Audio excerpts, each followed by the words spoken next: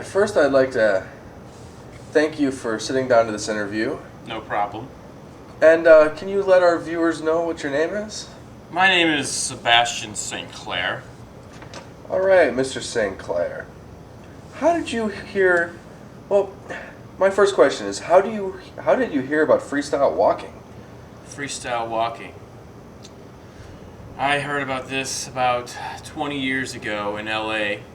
I was walking down the street and I saw some gents walking and jumping off things, and I had to figure out what they were doing, and they told me it was freestyle walking. And from that day forward, I knew I was going to be a freestyle walker. So, who really got you involved? That is an interesting question.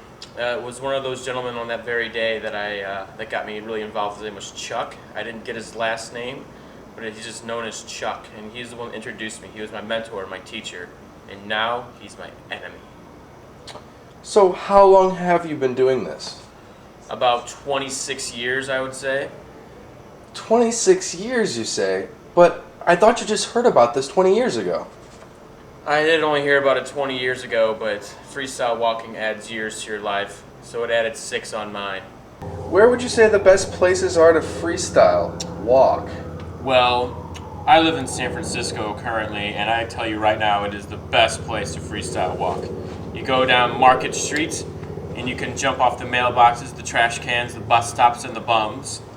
You can go to Golden Gate Park and hang out with the hippies and jump off the trees and act like a wild man from the bushes. Or you can just walk down the Embarcadero, but you have to watch out for goddamn skateboarders. Have you had any injuries from this freestyle walking? Oh, I've had plenty. Ow! Fuck! It hurt my foot. I actually just recently got some staples taken out of my head for taking a nasty fall. I broke in my leg 3 times in 3 separate places.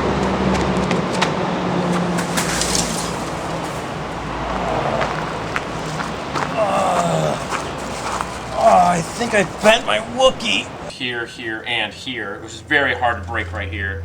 I pulled a growing muscle. I have broken an arm, and I have broken my collarbone 4 times. Wow, that's quite impressive. Yes. So I hear there's this rivalry between freestyle walkers and skaters. Yes, there is. Could you tell me what started this rivalry between the freestyle walkers and quote-unquote skaters? I have to say it dates back as long as freestyle walking has been around and skateboarding has been around. There's always been a turf war going on. See, we like to keep things separated, but every once in a while, we get us both like coming together at certain streets, like Embarcadero. Like I said, they have a lot of territory there, but you know we like to keep on the left side of the street. They keep on the right side, but then we always argue about who gets the middle. So we have a system worked out where like every other day we can split the middle of the street. Interesting. So, how long has this rivalry been going on? Years and years. I'd probably have to say at least 50 years, at least. So, do you think there will ever be peace? I could see peace happening, but as I said before, it's all up in the skateboarders' hands because they're just a bunch of know-nothing morons that like to roll around their wheelie boards and do their kick flips, and our freestyle walkers, we just like to run and jump, and they will never understand that. So, do you see this freestyle walking as being a big sport like skateboarding or the other extreme sports? I think it's bigger than them, but the general public has yet to acknowledge the fact that it is a great and fantastic sport. Because you have greats like Kenny Wu and George McGinnis and Mark Funabashi, who are some of the greats. So where do you see freestyle walking in 10 years? What is the future of freestyle walking?